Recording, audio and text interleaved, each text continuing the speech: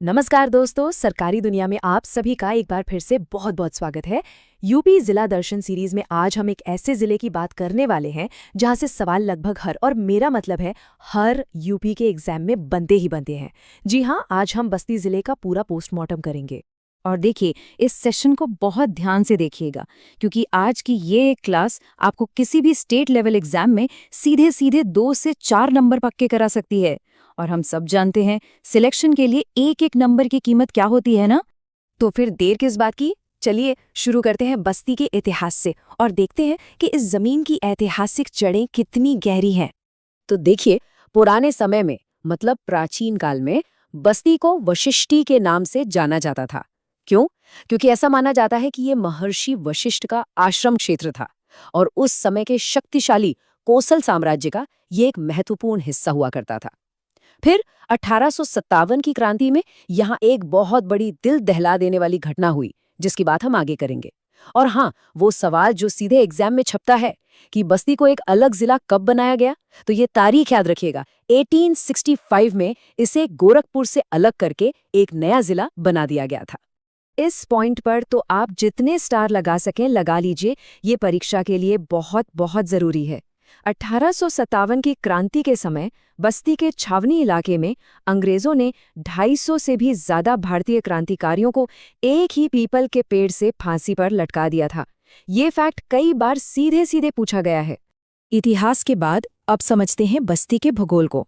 देखिए, किसी भी जिले की भौगोलिक स्थिति, उसके पड़ोसी जिले, वहाँ की नदियाँ, यहाँ से अक्सर सवाल बनते ही हैं। ये स्लाइड तो अपने दिमाग में बैठा लीजिए। अक्सर मैच द फॉलोइंग वाले सवालों में यहाँ से क्वेश्चन आ जाता है।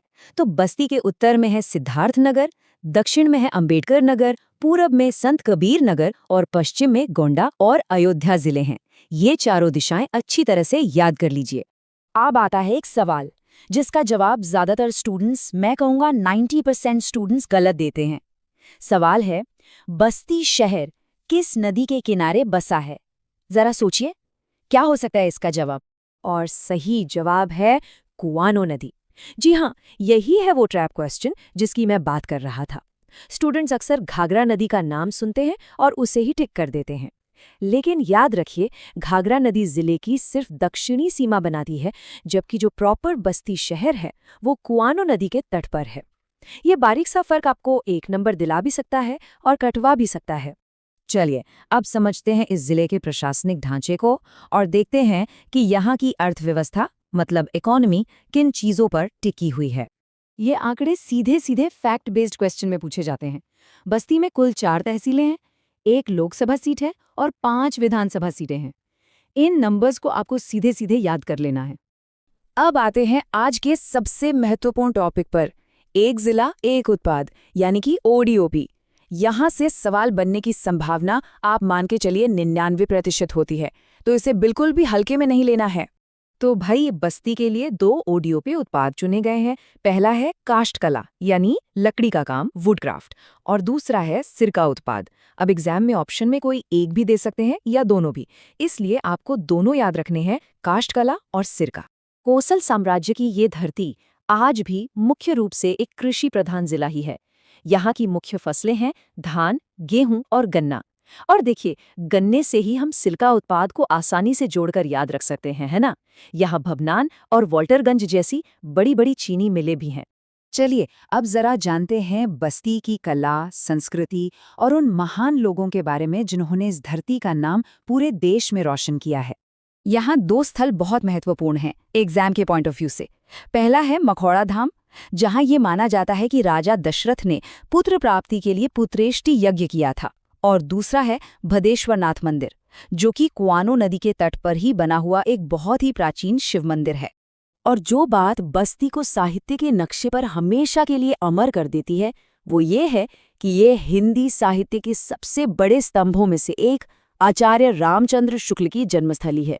ये सवाल एग्जाम्स में इतनी बार पूछा गया है कि इसकी गिनती करना भी मुश्किल है। तो यहाँ की प्रमुख हस्तियों में सबसे ऊपर नाम आता है आचार्य रामचंद्र शुक्ल का, जिनका जन्म अगोना गांव में हुआ था। गांव का नाम भी याद रखिएगा। इसके अलावा प्रसिद्ध साहित्यकार सर्वेश्वर दयाल सक्सेना और स्वतंत्रता सेनानी काजी जलील अब्बासी का संबंध भी बस्ती से ही रहा है। तो चलिए अब फटाफट एक क्विक रिवीजन करते हैं। वो सारे ज़रूरी पॉइंट्स जो आपके दिमाग में हमेशा के लिए बैठ जाने चाहिए, उन्हें एक बार फिर से दोहराते हैं। बस ये 4 बातें गांठ बांध लीजिए। पहला, बस्ती का प्राचीन नाम वशिष्ठी। दूसरा, शहर किस नदी के किनारे है? कुआनो नदी, न कि घाघरा। तीसरा, ओडीओपी क्या है? काष्ठकला और सिरका। और चौथा, सबसे महत्वपूर्ण व्यक्ति आचार्य रामचंद्र शुक्ल। बस ये 4 पॉइंट आपको एग्जाम में औरों से आगे रखेंगे। याद रखिए, आपका सिलेक्शन ही हमारा मिशन है। बस पूरी लगन और मेहनत से पढ़ते रहिए, सफलता जरूर मिलेगी। और जाते जाते आपके लिए एक आसान सा सवाल। हिंदी साहित्य के महान आलोचक आचार्य रामचंद्र शुक्ल का जन्म बस्ती के किस गांव में हुआ था? अपना जवाब नीचे कमेंट्स में जरूर लिखकर बताइएगा। और हाँ, आज की इस क्लास के फ्री पीडीएफ नोट्स के लिए सरकारी दुनिया चैनल को सब्सक्राइब करना बिल्कुल मत भूलिएगा और हमारे टेलीग्राम चैनल से जरूर जुड़ जाइए।